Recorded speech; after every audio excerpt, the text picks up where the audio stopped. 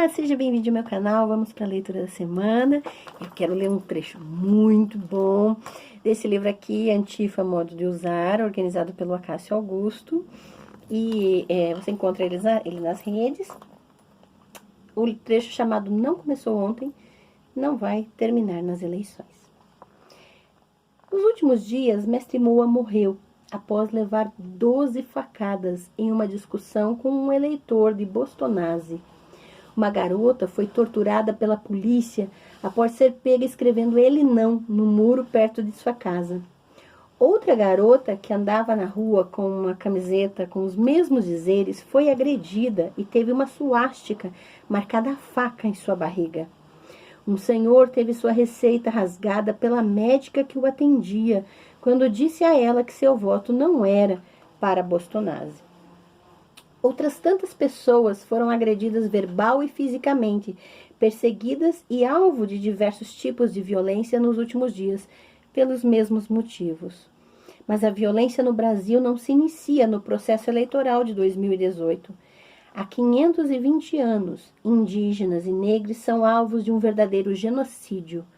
A polícia mata diariamente nas periferias. Mais de uma centena de mulheres é estuprada todos os dias no país. Lésbicas, gays, pessoas trans e bissexuais são mortas, humilhadas, agredidas. Lembrando que o Brasil é o país onde mais se mata trans no mundo inteiro. Pessoas trans. Ativistas de movimentos sociais são perseguidos e muitas vezes assassinados. Grupos neonazis espancam, atacam e matam pessoas nas ruas. Mulheres morrem aos montes em abortos clandestinos. Os problemas sociais são tratados como caso de polícia e a população é massivamente encarcerada em verdadeiros depósitos de seres humanos.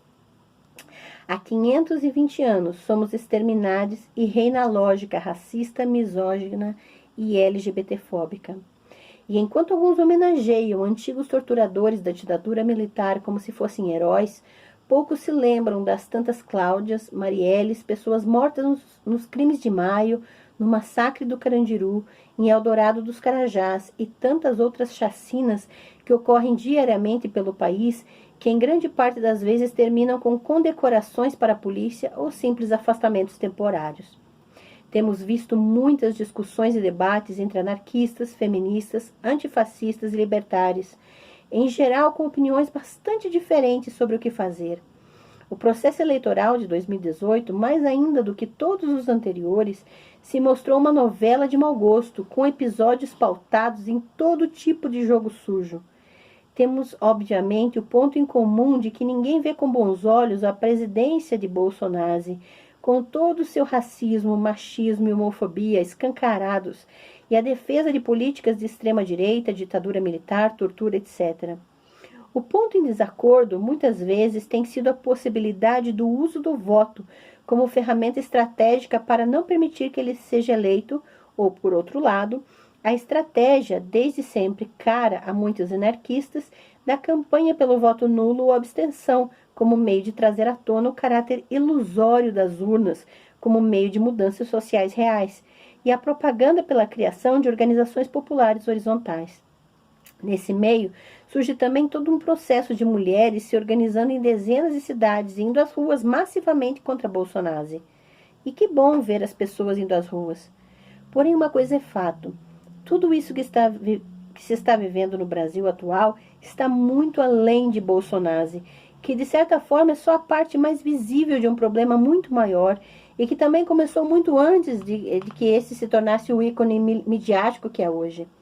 Por mais heterogênea que seja sua base eleitoral, é nitidamente visível pelas estatísticas a presença entre seus apoiadores de um enorme número de jovens.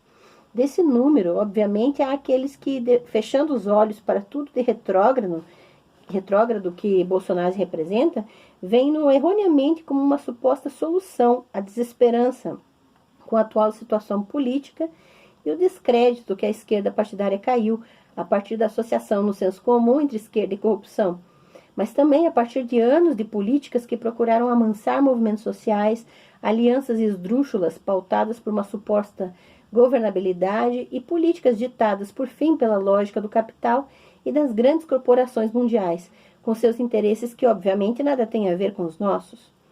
Mas dentro de tudo isso é preocupante o crescimento exponencial de um outro tipo de mentalidade entre a juventude, aquela que flerta realmente com a extrema-direita, o ideário fascista, as declarações racistas, misóginas e homofóbicas do candidato. É assustador como nesse quadro as pessoas se sintam cada vez mais à vontade e com apoio para agir violentamente, agredir, vomitar ideias fascistas abertamente e fazer valer de todas as formas sua intolerância. Se antes denunciávamos a ação fascista violenta de pequenos grupos como skinheads, white powers, separatistas, integralistas e outros desta corja, agora vemos vizinhos, parentes, pessoas conhecidas ou nem tanto, que defendem Bolsonaro e suas declarações absurdas, defendendo golpes e intervenções militares, ações truculentas da polícia, pena de morte e por aí vai. Mas isso não é obra de Bolsonaro, por mais influência que tenha no momento. É um processo que surge antes com múltiplos fatores e que encontra ele como rosto visível nesse momento, contribuindo para que se amplie.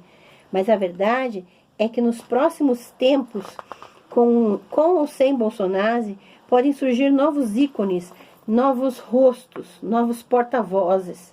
E a era da internet, das redes sociais, ajuda muito nisso. Esse tipo de mentalidade tem se instalado e espalhado na juventude que, cansada do que existe, tem se alinhado à direita de forma extremamente preocupante.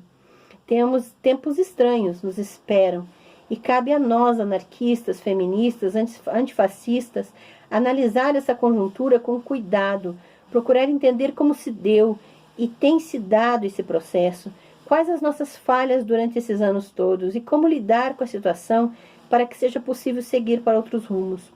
Para além de Bolsonaro, que soluções reais podemos criar e colocar em prática coletivamente para fazer frente a isso? Nossas discussões e ações coletivas precisam ir além. Essa luta não começou ontem, nem vai terminar graças a eleições. Essa luta está para além das urnas ou de um período eleitoral. Ela deve seguir nas ruas, todos os dias. Independente da sua posição política, você que está assistindo essa leitura da semana, para mim esse trecho é extremamente confrontador pelo fato de que nossas posturas e ideologias, elas precisam ser humanas, elas precisam olhar o outro como um ser humano integral, da mesma forma como nós nos olhamos no espelho todos os dias. Então, desumanizar o outro é seguir por um caminho de morte não só para o outro, mas para nós mesmos, da nossa própria humanidade, da nossa própria sensibilidade. Então, aqui vai a dica da leitura da semana, um livro fabuloso. Siga o Acácio Augusto nas redes, ele tem Twitter, eu vou deixar aqui na descrição as redes do Acácio. E é preciso que a gente converse sobre, que a gente discuta sobre. Não simplesmente, ouvi, não gostei, vou rebater. Mas vamos pensar sobre isso. Vamos analisar a situação e repensar a nossa própria humanidade em tudo isso. Então, que fica aqui a dica. Boa semana para vocês. Dá uma olhada aqui na descrição e vamos seguindo na luta para nos humanizar. Até a próxima, pessoal.